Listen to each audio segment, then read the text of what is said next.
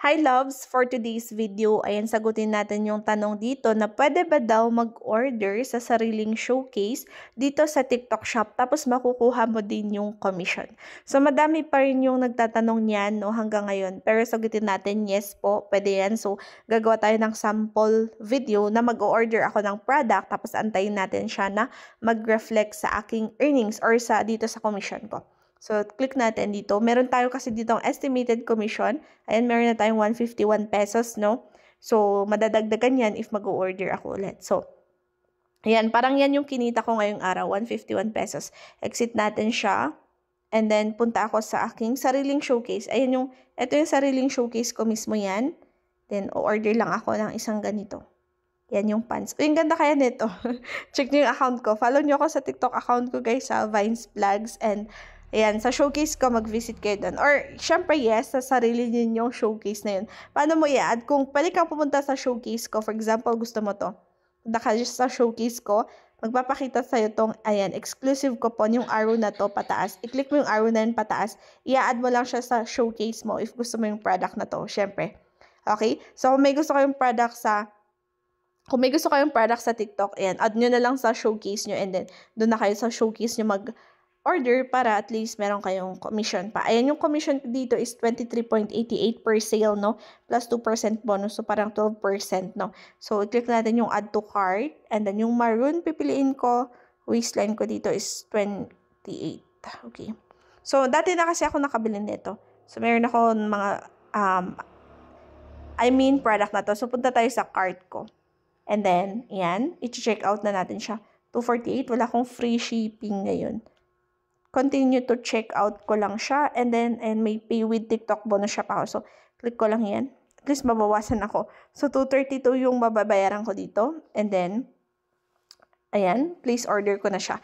And then, kailangan kong mag-wait kasi ng mga, I don't know, mga 10 minutes bago siya mag-reflect sa aking, bago siya mag-reflect sa account ko, bago siya mag-reflect dito sa aking, yan, commission. So, hindi siya agad-agad magre-reflect sa commission ko. Pero, tignan natin. Yung ibang in-order ko, may mga iba akong orders. Tapos, titignan natin sa showcase ko. To receive. Tignan natin. All natin. Ayan, ito yung 6 pieces na to. Itong kitchen oil bottle. Nasa yellow basket ko to. Pati ito, yung baso ng milk tea. So, i-check natin sa account ko. Papasok yan, guys. Kasi matagal ko nang ginagamit. Ayan. So, nag-order naman ako pumapasok dito. Click natin yung earnings. And then, click natin yung affiliate orders. Dito nyo makikita. And may mga bumili na kasi na iba. Loyalty card. Hanapin natin yung commission ko dun sa may bottle. Ayan, ito siya yung bottle. Yan yung nasa unahan yan. Yung kitchen oil bottle yan. So, 28 pesos yung commission ko dyan. Tapos yung baso ng milk tea, ayan, ito siya. Yan. Ang baba sa milk tea, guys. And 4 pesos and 12.84. So, yan yung in-order ko. So, yung iba dito, in-order ko. Pero, mostly ngayon yung nandito na bumili is hindi po ako to. So, mga bumili po yan talaga. Yan yung mga bumili sa shop ko. Pero, kailangan natin antayin na mag-reflect yung in-order ko kanina. So, antayin muna natin siya. Okay, so ayan, after mga 5 minutes ata to, so yan, check natin.